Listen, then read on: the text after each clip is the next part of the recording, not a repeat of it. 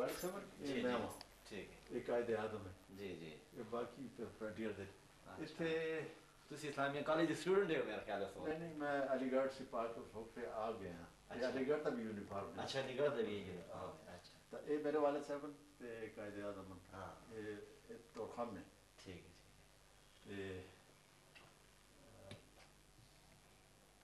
میرے چونکہ والد صاحب پروگرام تو میں پہلے بیٹھ گئے گیا میں بنو اس نے کیا کہ اٹھ میری کہ جی میرے والد صاحب تو میرا پولیٹیکل وائزر لے اس قابل نہیں ہے احتراماً بولو جو اللہ من الشیطان الرجیم بسم اللہ الرحمن الرحیم. ہم حاضر ہوئے ہیں آپ کی خدمت میں کہ حضرت علامہ سید محمد امیر شاہ صاحب قادری گیلانی جو پشاور کے مشہور و معروف دینی و روحانی پیشوا ہیں.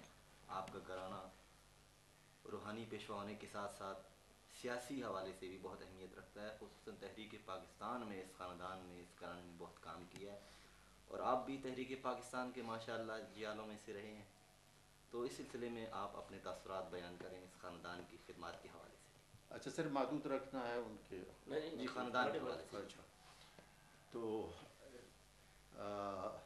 میرا خیال میں کہ آغا صاحب کے خاندان پشاور میں چونکہ مسلم لیگ کی ابتدا پشاور سے ہوئی ہے جی اور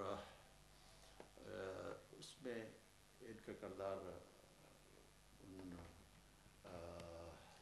پیشواؤں میں سے ہے سیاسی پیشواؤں میں سے بھی ہے کہ آغا صاحب کے گھرانے سے شدت کے ساتھ مسلم لیگ کی ابتدا بھی ہوئی اور شدت کے ساتھ اس کو پھیلانے میں بڑی کاوش سے کام کیا گیا.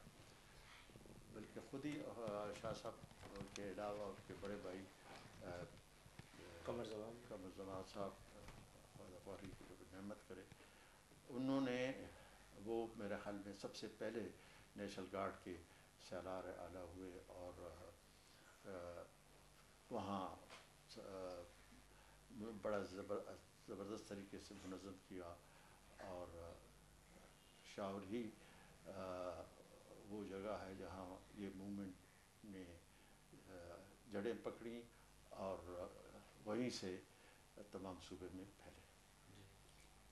شاہ صاحب کے والد دعویٰ سید محمد زمان شاہ صاحب یہ پشاور مسلم لیگ کے نائب صدر بھی رہے جب پاکستان ان کے لیے تو عہدہ کوئی بول نہیں تھا وہ سبھی کچھ وہ تھے جی جی اس زمانے میں. تو انہوں نے بڑی خدمات ہیں اور برابر بھی ہو گیا خدا کے فضل و کرم سے پاکستان بٹ گیا. یہ توقع نہیں تھی کیونکہ یہاں پہ پروش اور کانگریس کا بہت زور شور تھا اور انہیں اپنے وقت میں انگریزوں کے خلاف شدت سے کام بھی کیا تھا اور لوگ متاثر بھی تھے. مسلم لیگ چونکہ بعد میں نمودار ہوئی صوبہ سرحد میں لیکن بہت جلدی ان خاندان کے اور ان کے مرہون محنت ہے کہ ان کی جڑیں پکڑنے کے لیے انہوں نے بڑی شدت سے کام کیا وہ اور بارہ اور سب تھوڑا کیمرے کی طرف بولیں گے. 1947 کے اوائل میں جب تحریک پاکستان عروج پر تھی تحریک پاکستان عروج پر تھی اور ایجیٹیشن شروع ہوئی یہاں پر تو اس زمانے میں ایک خفیہ رجسٹریشن یہاں سے پشاور سے شروع کیا گیا اور اس سلسلے میں وہ خفیہ رجسٹریشن اکثر یہاں پر کام کرتا تھا آستانِ عالیہ قادری آقا پیر جان صاحب پر. تو اس سلسلے میں آپ اپنی کچھ میں اس وقت سٹی مسلم لیگ کا صدر تھا ماشاء اللہ اور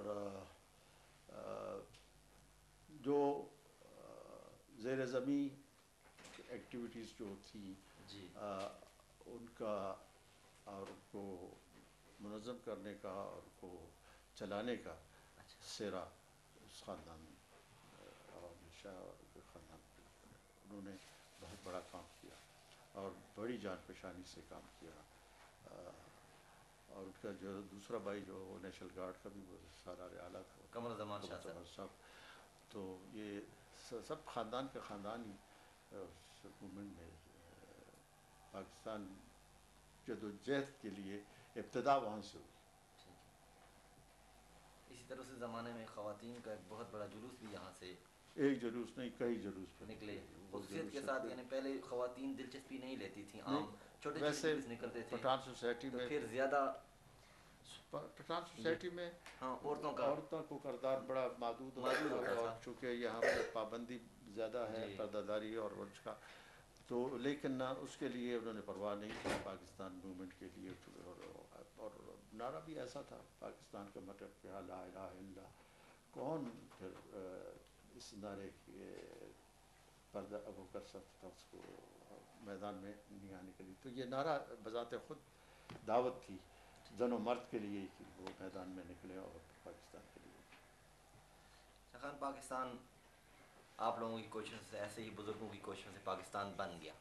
पाकिस्तान बन जाने के बाद फिर लोगों ने, जिन्होंने कोशिशें की थी, मेहनत की थी, अपनी खिदमात कैश भी करवाईं.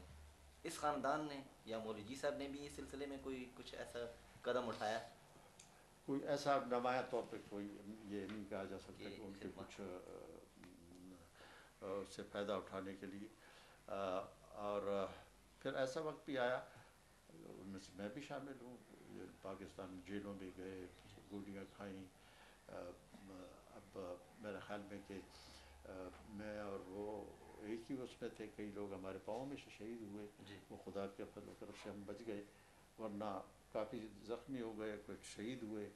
या गोलियों की जब चली तो जो अल्लाह ताला ने जो बचाया वो अल्लाह का फजल था, वरना गोली तो देख आँख से नहीं लगती पर किसी को भी.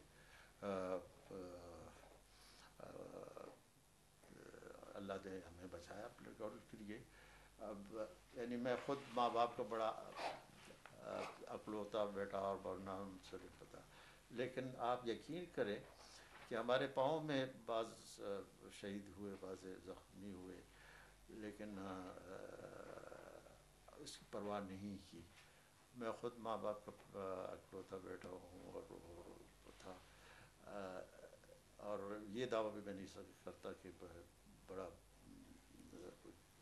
दलेर आदमी हूँ ये, लेकिन वो जज्बा जो इस्लामी जज्बा था उस पाकिस्तान का मतलब क्या, ला इलाहा इल्लल्लाह, वो ऐसा था कि वो आपको इससे बिल्कुल गाफिल कर देता कि मौत भी कोई चीज़ है या नहीं. ठीक है. तहरीक पाकिस्तान में आप लोगों के बल्कि पहले से भी मरासिम थे, फिर इसमें ये परवान चढ़े, मज़ीद परवान चढ़े, पाकिस्तान बन गया और अल्लाह ताला ने दिया एक ऐसा वक्त आया कि आप NWFP के गवर्नर हुए. तो इस गवर्नरशिप के दौरान भी आपके और शाह साहब के ये ताल्लुकात, मौलवी साहब की, ये उसी तरह रहे?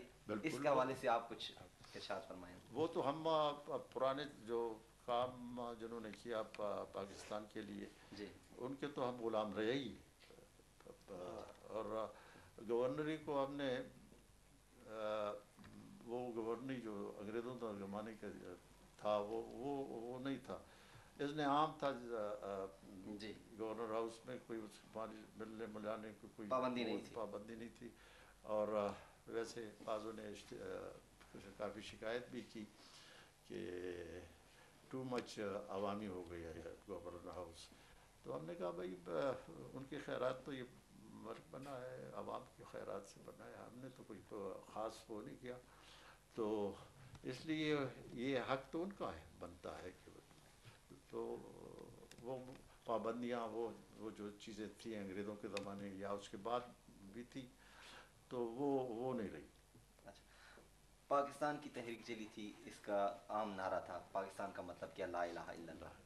वही नारा आप लोगों के जहनों में तो गूंज रहा था, उसकी और ये कुर्बानी उस पर नारे की बुनियाद पर दी थी. फिर गवर्नर शिप के दौरान भी आप माशाल्लाह उस पर कायम दायम रहे और आपने इस्लामी रिवायात की भी तरह डाली गवर्नर हाउस में. जी बिल्कुल. वो ख़त्म शरीफ आपने करवाया था, उसका कुछ तो बस वो तो मौलवी जी साहब को आगा साहब के सादत से वो फंक्शन हमने किया जो एक अनोखा था उस ज़माने में. जी, वो ज़माने में ये रवायत शायद नहीं थी. आपने इब्तिदा.